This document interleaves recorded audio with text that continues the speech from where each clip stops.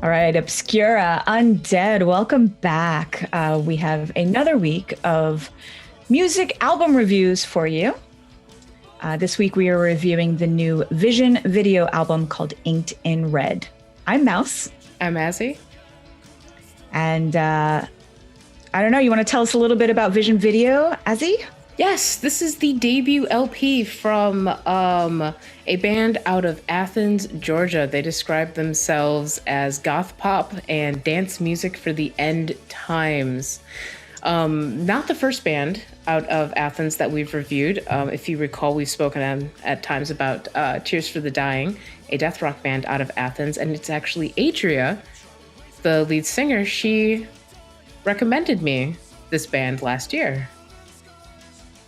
And even though they describe themselves as goth pop, I'm just going to go right out there and be like, this is going to have all the elements of early post-punk and new wave. It's very Cure. With pop melodies. Yeah, so, it's very Cure jangle pop, I feel, in some places. Jangle pop? Yeah. You ever heard jangle pop? No, like Snap, Crackle, Jangle Pop? I think that's exactly what it is, Snap, Crackle, Jangle Pop. But this is a four-piece act. Dusty Gannon on vocals and guitar, Emily Freedock on vocals and keyboards, Jason Fusco on vocals and drums, and Dan Geller on bass. Yes, and isn't it produced and recorded by Tom Ashton? Yeah. Of the March Violets. So that's how you know it's good. And I cannot believe the hype that this album has gotten for a debut. They have like over 1,000 monthly listeners on Spotify already. Their social media is a ton of fun. I'm unsurprised. Just a lot of goth dad jokes. Also, one of the things that makes a band stand out is, good marketing. They have great album covers, great visuals. Dusty is all over TikTok. Yeah, all over it. I saw one recently where he's just like mowing his lawn in like shorts, and that's it. And he's hilarious. He's hilarious. Unbelievable. And they have music videos as well. So this band just comes right out of the gates, and that is why they're getting as much attention and hype as they are, and it's well deserved. Yep. So just in case you're wondering, where did this band come out of? Like out of nowhere, all of a sudden. Yeah. So let's get into it. There's 10 songs on this, and Dusty has gone out there and said a little bit about his background, which has influenced many of the songs on this album. Mm-hmm. He's been very open about his background in the military as a firefighter, and I believe also a paramedic. He's been on Cemetery Sandwich Confessions, guys.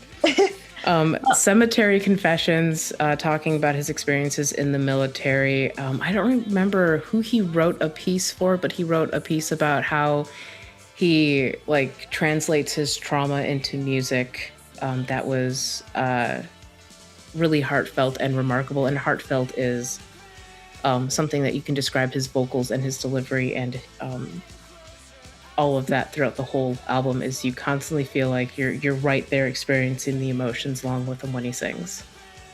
And the way I heard it was he was in the military and in Afghanistan, and he came back and then was a firefighter and EMT. So even after coming out of this warlike state, still having to deal with trauma and people dying all around you, and you'll hear that in the lyrics. It's very clear. It's not even hidden at all. Oh no, static drone, organized murder, Agent Orange. I mean, come on. Yeah, exactly. So I liked the lyrics a lot. I think it's very easy to swallow. The complete opposite of what we were going through last week with Sex Gang Children. I like the way people write their own lyrics. There's a lot of imagery going on in these songs, but it's very easy to navigate. Right. You do not have to guess at what emotions they're trying to convey. The first 2 songs, almost like 4 songs on this album, were released as singles already that you can get piecemeal on their Bandcamp. Yeah, I think Static Drone is the track I've heard the most, and it gets stuck in my head a lot. It's so good. It's in my head all day. I can hear it right now. Yeah, same. Because I keep singing it. I'm sorry. So you wanted to talk about Comfort in the Grave? I want to talk about Comfort in the Grave. It is the second track. I've spun it. Mouse has spun it.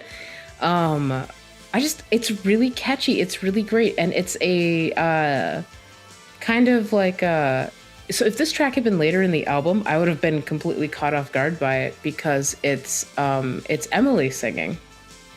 Yeah. And I think it's the only track that she sings on. Yes, and it stands out for me because of that. And this was something I was describing to you, Azzy, was I love Dusty's vocals. Mm-hmm. I love the way that when he sings, he sounds like he's about to cry. You could hear like the emotion in his voice as he's singing. Mm-hmm. And when you hear a song like Comfort in the Grave, while Emily's vocals are beautiful, it doesn't have that same pain that Dusty's obviously does. So it could have had a little bit more oomph for me, yet the song is great. It's almost like a pop song. Yeah, it's a perfect track too. Plus, a lot of these feel like pop songs. I think they all are. They're all Goth-Pop songs. Are they? Oh, okay. Yeah, we did say that. But like, I don't know. But like Happy. I like how they talk about being buried and comfort in the grave. Yeah. I like that. Oh, okay. I mean, I can't read the lyrics because it's one of the few tracks that doesn't have lyrics on Bandcamp. Why? Why don't they all have lyrics? I don't know. Maybe it's just the version I'm looking at because there are No, several. You're not crazy because I was going through reading all the lyrics, and Comfort in the Grave doesn't have lyrics, and neither does Organized Murder. And a couple of others just randomly. Siren Song randomly doesn't have lyrics. That's okay. We know what the lyrics are about anyway. So after Comfort in the Grave ends, it goes into the next 3 tracks, which are my favorite. Like, this was the highlight of the album for me. It was Inked in Red, Static Drone, and Siren Song. And all 3 of those are, steeped with that passion in the vocals that I was talking about. The music sounds happy and upbeat, but lyrically and vocally, it is not. It is more... It's got some sadness to it. Right. And that's kind of nice. It's like how you always try to put on a happy face, but you're just dying inside all the fucking time. And the first band I saw to do that was The Cure. That's what a lot of The Cure was like. The music, like you just hear it like on a radio or something, and it sounds happy. And then you start listening to the lyrics and you're just like, what happened? God. Oh God, no. What happened? It's sad. Yeah. Can I give you a hug? Everybody needs a hug in this band. band. Dusty, do you need hugs? So the thing I loved about Inked in Red and Static Drone, I loved both of them. Amazing harmonizing vocals. I am a sucker for that. Oh, yes. Such a sucker. Like, I love it. And, it's not easy to write harmonizing vocals. The acoustic guitar melody is sing-along. It's catchy and it's beautiful. Especially when you get all the way to Siren Song. Like, that is one of the most beautiful choruses I've heard. It is the highlight of this entire album for me. The chorus of Siren Song, dead center in the middle of the album.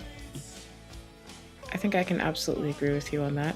Although I would have pushed out kind of my favorite block to go even and include Organized Murder.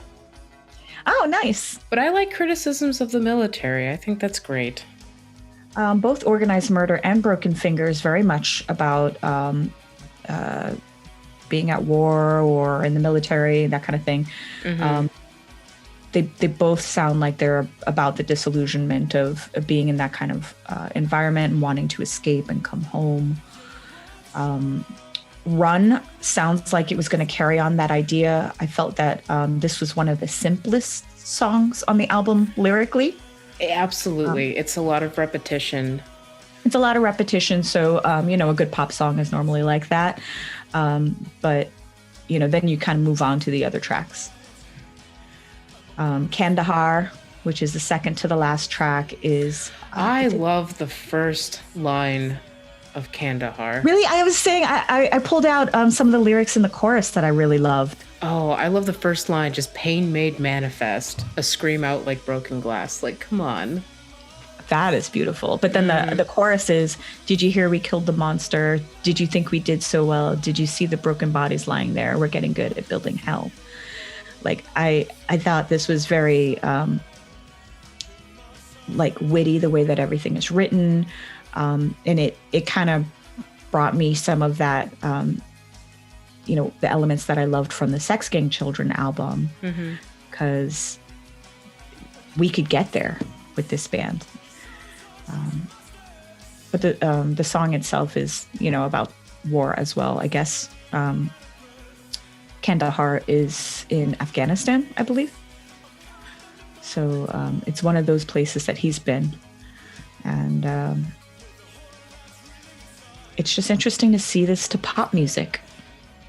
Yeah, it's a very savage juxtaposition that works so well. And the last song, just to mention it, Agent Orange, very different from all the other songs on the album. You still have the acoustic guitar sounding music like the early post-punk, but this is a cover of Ski Patrol, and it came out it's like 1980. 1980, straight up. I didn't know that, but if of course you'd be dropping like Asian 80s. Oh my God, I said Asian. Sorry, we were talking about ramen right before we started recording. we were talking about ramen. Slips, man. I was thinking about ramen. What can I say? Them mushrooms, man. Them mushrooms. But back to Mushroom Clouds. This song is not about that, but Mao says it's cover, and I trust her to know that because she knows her 80s. All right. Well, so on the album, what would you say is your favorite track? I would say my favorite tracks are Comfort in the Grave and Siren Song. Oh, I'm glad you like Siren Song too. Static Drone, earworm in my head all day long. Yes, even though it gets in my head more than any of the other tracks, it's not one of my favorites. I mean, it's still a good track. I'm not saying it's not a good track. It's just not in my top two. All right. Let's wind this down. We are trying to make these shorter because last week was a half hour, so we're trying to be shorter. I know. So we're done. That was it. Definitely check it out. I love that this band is new. We don't get a lot of new, not old bands. Can I say that? Not bands that have been around for 40 years. Yes. Or not people who have been in like 6 bands and this is their latest band. Exactly. That's what you mean, right? Yes. Okay, got it. So this album we've heard really positive things. We've heard less than enthused opinions on it, because there's a variety of opinions on everything, and we want to hear yours. Do you agree with us? Do you disagree with us? Tell us what you think. And next week we should be having a special guest who I don't want to announce quite yet, but a guest reviewer to join us? We're having a guest reviewer to join us, and he'll be picking the album, and we don't want to announce who he is yet because it's not finalized. But stay tuned. I'm sure we'll announce it on like Facebook and Instagram and shit. But I guess that's the video. We're done. Thank you as always to everyone who supports our channel. Please like, click, subscribe, and we'll see you next week. But an especially big thank you to all of the lovely people who support us on Patreon, who chat with us in our Discord, who share the latest news and details. I mean, we aren't really doing a news episode anymore, but we do still share news in our Discord. If you want to go join our Discord. Thanks for hanging out with us on Twitch. Yeah, and thanks for hanging out with us on Twitch. We'll see you all next week. But you can see us before then. Join us on Wednesday on Twitch, Friday on Twitch. Friday, we're also we're publishing an interview with Ashes Fallen that Bamp Daddy did. And we'll see you next Monday for whatever album we decide on. Bye.